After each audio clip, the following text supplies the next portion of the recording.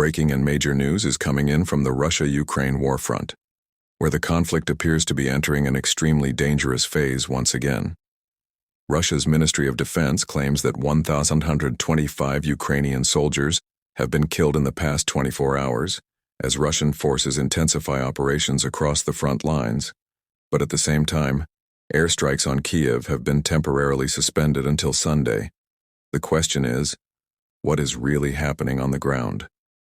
Yes, this is a critical moment in the conflict. According to Russian officials, this pause in airstrikes came after a direct request from US President Donald Trump. However, despite the halt over Kyiv, fighting on the front lines has clearly intensified. Let's break this down.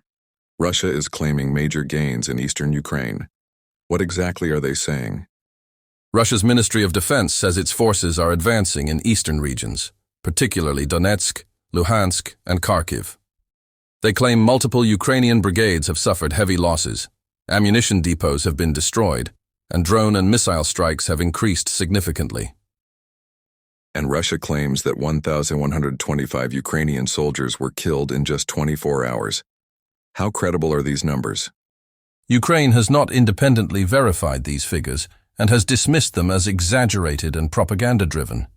This has been a consistent pattern throughout the war, with both sides presenting conflicting casualty numbers. What are we seeing from the ground in eastern Ukraine right now? Local sources report a sharp increase in clashes. There is heavy use of artillery along the front lines, almost continuous drone attacks, and fighting taking place dangerously close to civilian areas. Ukrainian forces say they are offering strong resistance and that Russian troops are also suffering significant losses. Still, the reality seems grim.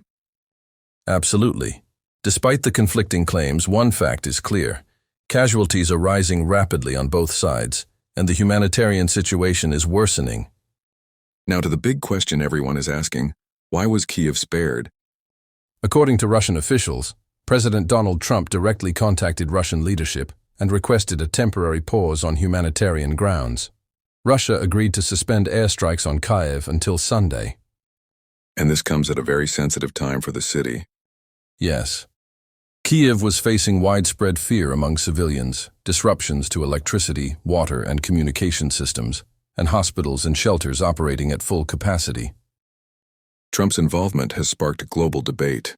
How is this being viewed internationally? Political analysts say Trump is positioning himself as a champion of peace. In the context of US elections, this move is being framed as a diplomatic success. Instead of increasing pressure on Russia, he appears to be pushing for dialogue. But not everyone is convinced. That's right. Critics argue this pause is temporary and symbolic. Fighting continues on the front lines, and there are no clear signs of a genuine ceasefire at this stage. What has been the international reaction so far? The European Union has welcomed the pause and called for permanent peace talks. NATO has expressed skepticism over Russian claims and reaffirmed continued military support for Ukraine. The United Nations has described the pause as a positive humanitarian step, while emphasizing the protection of civilians. And Ukraine's position remains firm? Yes. Ukraine's president and military leadership say Russian claims are false. Ukrainian forces remain strong, and the halt in attacks on Kyiv could even signal Russian weakness. Ukraine has made it clear that peace talks are impossible unless Russia fully halts its military operations. So where does this leave us now? The next 72 hours are critical.